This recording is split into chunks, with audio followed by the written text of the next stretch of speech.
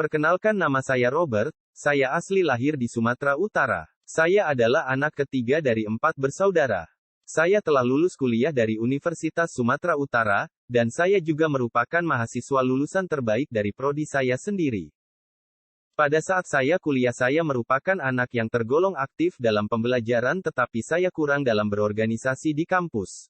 Saya menjadi lulusan terbaik karena saya benar-benar serius dan fokus pada tujuan saya dalam belajar.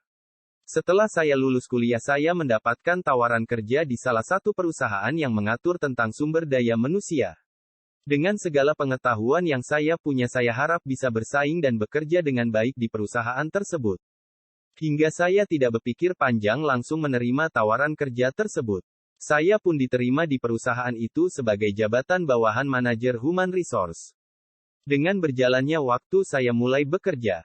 Dimulai dari pengenalan perusahaan dan pengenalan para pejabat yang menjabat di perusahaan itu.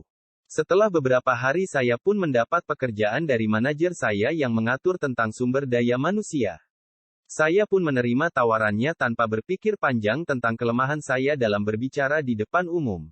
Waktu demi waktu saya pun bergegas melakukannya dengan membuat materi yang akan dijelaskan. Setelah saya selesai mengerjakan materi, saya pun diajak oleh manajer saya untuk terjun langsung ke lapangan untuk menyampaikan materi yang telah saya buat.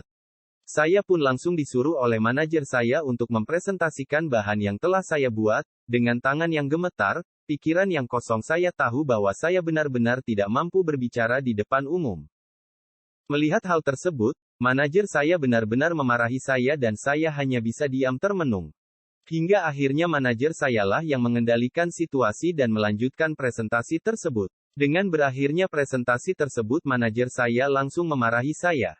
Saya pun tidak berani untuk menjawab beberapa pertanyaan dari manajer saya dan saya hanya bisa diam tak berdaya dengan segala yang terjadi. Keesokan harinya saya mogok kerja karena saya benar-benar tidak mampu bertemu dengan manajer saya. Di siang harinya saya mendapat pesan dari manajer saya tentang alasan saya tidak masuk kerja dan saya pun membalas dengan gugup kalau saya sedang dalam keadaan kurang sehat dan manajer saya memakluminya dan berpesan agar saya dapat kembali bekerja untuk esok hari, dan saya membalas dengan kalimat, "Baik, Bu."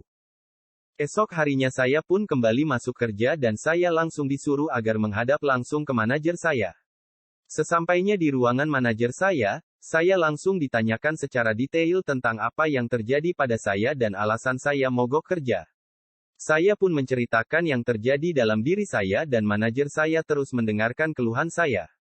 Hingga dia pun memotivasi saya agar terus semangat dan berjuang dalam segala situasi maupun kondisi yang terjadi. Dan saya diajarkan tentang memecahkan problem yang terjadi dalam diri saya agar berlatih berkomunikasi yang baik dan sopan sesuai dengan standar etika dalam berkomunikasi baik formal maupun informal, dan mulai beradaptasi dengan pekerjaan saya hari demi hari.